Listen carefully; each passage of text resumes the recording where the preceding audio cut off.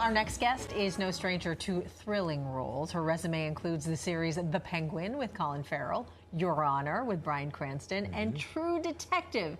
She portrayed Coretta Scott King in the film Selma, for which she was nominated for an Indie Spirit Award for Best Actress. And she's back in action, literally, in the upcoming film Fountain of Youth. Take a look. Oh, I'm not going to jail. How do you know? Because I've done this a lot. It never ends in jail. Sometimes it ends in jail. Deb, please, stick to your bomb. Bomb? It's not a bomb. Bombs are for children. It's a controlled directional explosive. 3, 2, 1. Well, please welcome the wonderful Carmen Ejogo.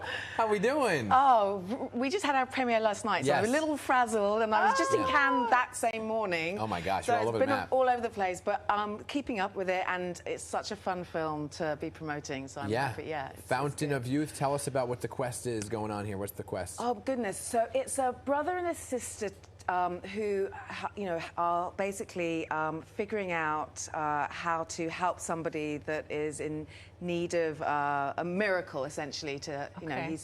He's ill, and so they've been sort of sent on this quest to go and find the elixir of life, essentially. And it's a lot more complicated, and there are other characters that come in, and I think I fell in love with the script and the idea of doing it because it really is a throwback to a lot of those sort of 80s Indiana Jones kind of movies and adventure stuff, very family, and I haven't done a lot of that. You were saying my resume, which is all very serious stuff, and in this one I kind of get to be a little bit of comic relief, which was awesome. a lot of fun. Yeah. So tell us about your character then.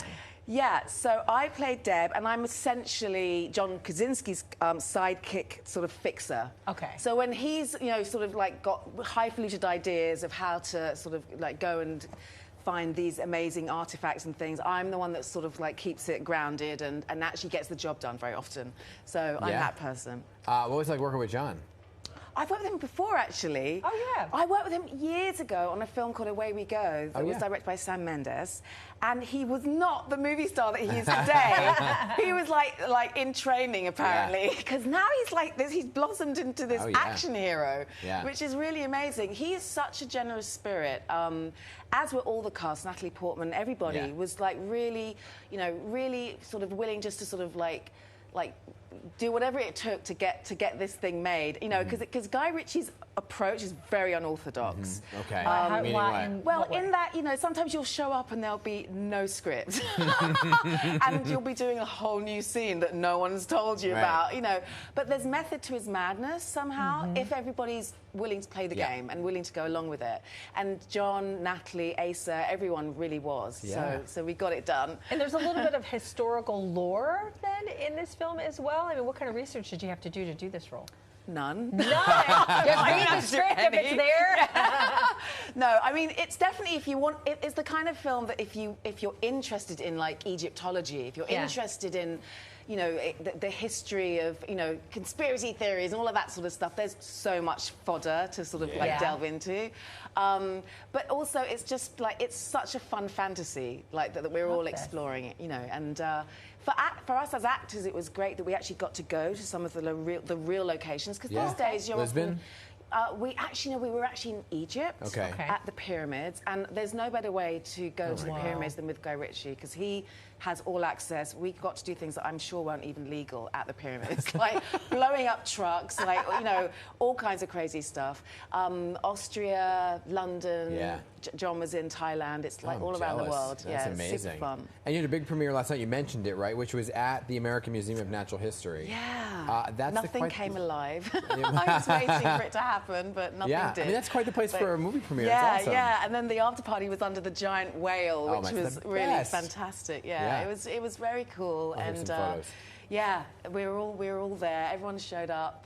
Except Guy, wherever he was. He's like this wonderfully enigmatic director who left us to do the premiere work. But a lot of fun, and I can't wait for people to see it. Yeah, it's not it's not often that this sort of movie comes along, actually, where it's like, you know, it really, I think everybody in the family can really get behind it and really, you know, enjoy it. And so, yeah, very Speaking excited. of family, you said you went to your son's premiere? Is that what I heard you say? Yeah. So, so it's a family affair I know. here, Well, acting? I literally flew in from Cannes, which I'd never been to before, which is a zoo. I loved it.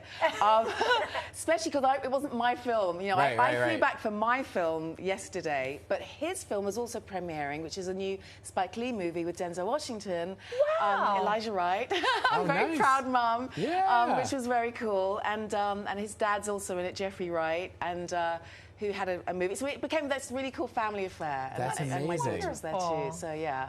So packing it all in. Yes, like, you're busy, Carmen. Very, very, but it's fun. Enjoy it while it's happening. You know? Yeah.